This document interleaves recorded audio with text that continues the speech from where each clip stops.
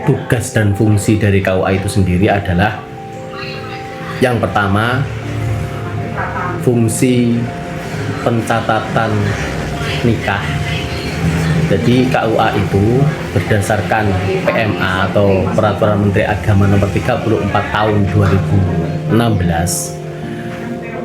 Tugas dan fungsi KUA itu adalah yang pertama bidang pernikahan dan rujuk. Mulai dari pencatatan, terus pemeriksaan nikah sampai pelaksanaan nikah.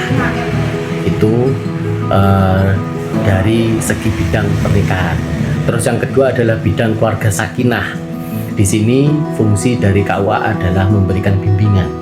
Jadi kita sebelum tatin atau calon pengantin itu sebelum melaksanakan pernikahan itu kita wajib memberikan bimbingan perkawinan atau pernikahan. Mulai dari penjelasan pernikahan sampai bagaimana kita melaksanakan berumah tangga. Yang ketiga adalah bidang keagamaan. Di sini kita fungsi dari KUA sendiri adalah mencatatkan semua dari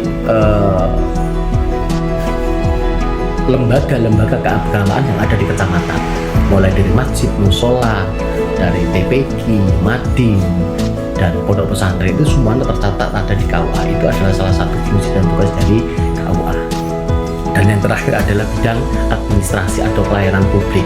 Di sini adalah penertiban surat, mulai dari surat kita mengeluarkan surat keterangan nikah, mulai dari kita mengeluarkan buku sertifikat nikah, ada lain yang terakhir adalah legalisir dari buku nikah. Itu dari fungsi dari administrasi KUA.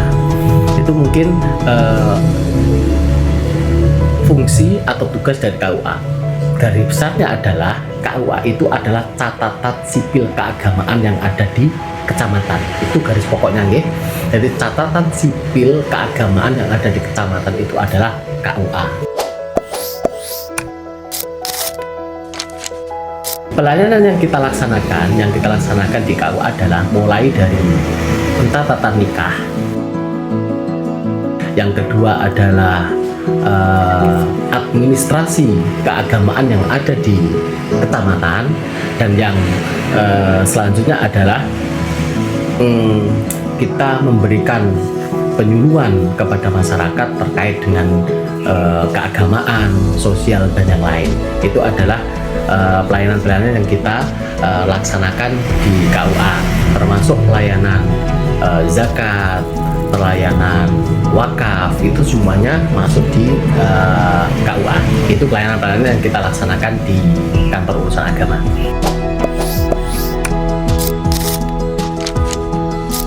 Dalam melaksanakan kegiatan beragama KUA itu wajib melaksanakan yang namanya program kerukunan umat beragama.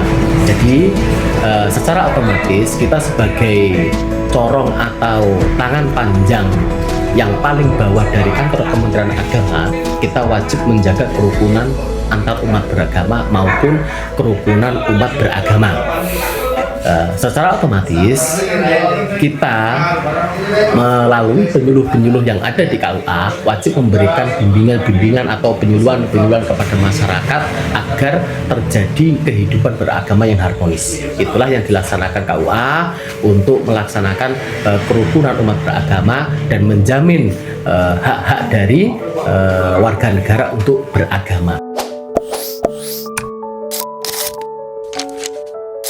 Ini alhamdulillah kita melaksanakan kegiatan pelayanan di masyarakat tanpa ada tebang pilih. Artinya baik itu masyarakat yang tidak mampu atau masyarakat yang kelas menengah ke atas, kita tetap melaksanakan pelayanan sesuai dengan SOP yang ada.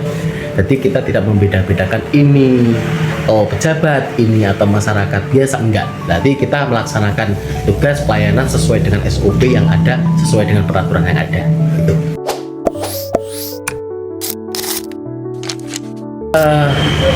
Selama ini dalam melaksanakan pernikahan, terutama pernikahan, untuk meminimalisir masyarakat agar tidak mengurus terkait dengan keagamaan itu langsung ke kabupaten, semuanya bisa diurus melalui KUA. Jadi keberadaan KUA itu adalah kantor Kementerian Agama yang paling bawah. Jadi ketika masyarakat membutuhkan sesuatu atau membutuhkan urusan dengan Kementerian Agama, itu cukup dengan datang ke KUA, karena adanya KUA itu adalah mewakili Kementerian Agama yang ada di desa atau di kecamatan. Itu fungsi yang paling bawah.